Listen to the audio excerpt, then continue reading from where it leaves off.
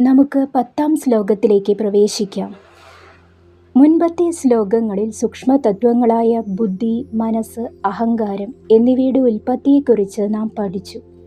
10-ാം ശ്ലോകത്തിൽ ഈ തത്വങ്ങൾ എങ്ങനെയാണ് പ്രപഞ്ചത്തിൻ്റെ ഭൗതികമായ രൂപത്തിലേക്ക്, അതായത് സ്ഥൂല രൂപത്തിലേക്ക് മാറുന്നതെന്ന് സൂതൻ വിവരിക്കുന്നു. 10-ാം ശ്ലോകം സ്ഥൂല പ്രപഞ്ചത്തിൻ്റെ ഉൽപ്പത്തി.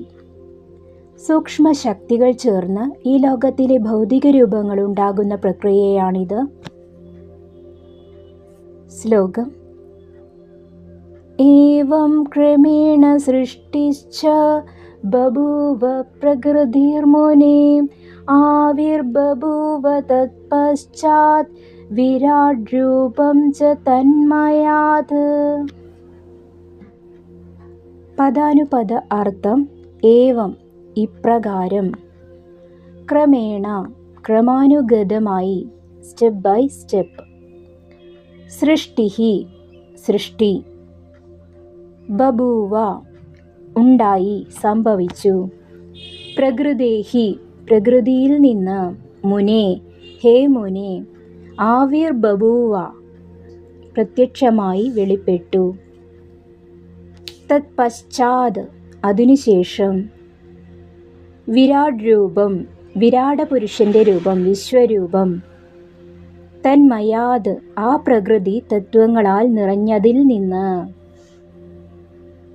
ഈ ശ്ലോകത്തിൻ്റെ സാരം: ഹേ മുനി, ഇപ്രകാരം പ്രകൃതിയിൽ നിന്ന് ക്രമാനുഗതമായി സൃഷ്ടി നടന്നു.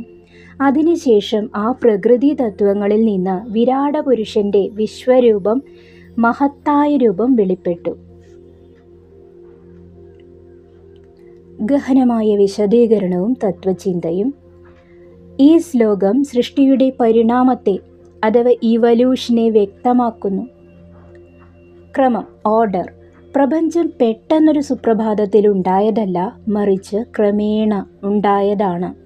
ആധുനിക ശാസ്ത്രം പറയുന്ന പരിണാമ സിദ്ധാന്തത്തിന് സമാനമായ ഒരു ക്രമം ഇവിടെ കാണാം.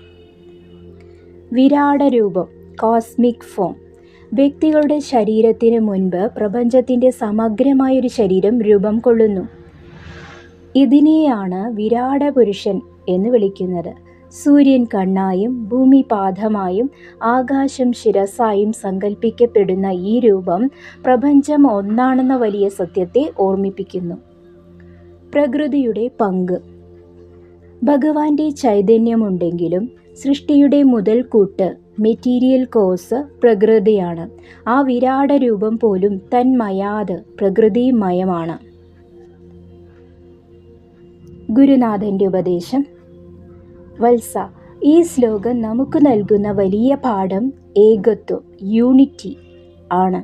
നാം കാണുന്ന ഓരോ മണൽത്തരിയും നക്ഷത്രങ്ങളും ആ വിരാട പുരുഷന്റെ ശരീരത്തിലെ കോശങ്ങൾ മാത്രമാണ്. നമ്മൾ മറ്റുള്ളവരിൽ നിന്ന് വേറിട്ടവരല്ല, മറിച്ച് ഈ പ്രപഞ്ചാത്മാവിൻ്റെ ഭാഗമാണെന്ന് തിരിച്ചറിയുമ്പോഴാണ് നമ്മുടെ സ്വാർത്ഥത ഇല്ലാതാകുന്നത്.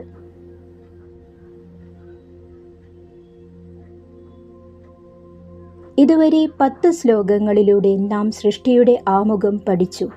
മുനികളുടെ ചോദ്യങ്ങൾ അവസാനിക്കുകയും സൂതൻ പ്രപഞ്ചോൽപത്തിയുടെ രഹസ്യം പറഞ്ഞു തുടങ്ങുകയും ചെയ്തു. അടുത്ത ഘട്ടത്തിൽ ഈ വിരാട പുരുഷന്റെ സവിശേഷതകളെക്കുറിച്ച് പഠിക്കാം. പരമാത്മാവായ കൃഷ്ണന്റെ ലീലകളും പ്രപഞ്ച സൃഷ്ടിയുടെ രഹസ്യങ്ങളും ഈ പുരാണത്തിലൂടെ നമുക്ക് വരും ദിവസങ്ങളിൽ കൂടുതൽ അറിയാം. ഇന്നത്തെ ഈ ഭാഗം നിങ്ങൾക്ക് ഇഷ്ടമായെങ്കിൽ ഇത് മറ്റുള്ളവരിലേക്കും പങ്കുവയ്ക്കുക. അടുത്ത ശ്ലോകങ്ങളുമായി നമുക്ക് വീണ്ടും കാണാം. നന്ദി, നമസ്കാരം.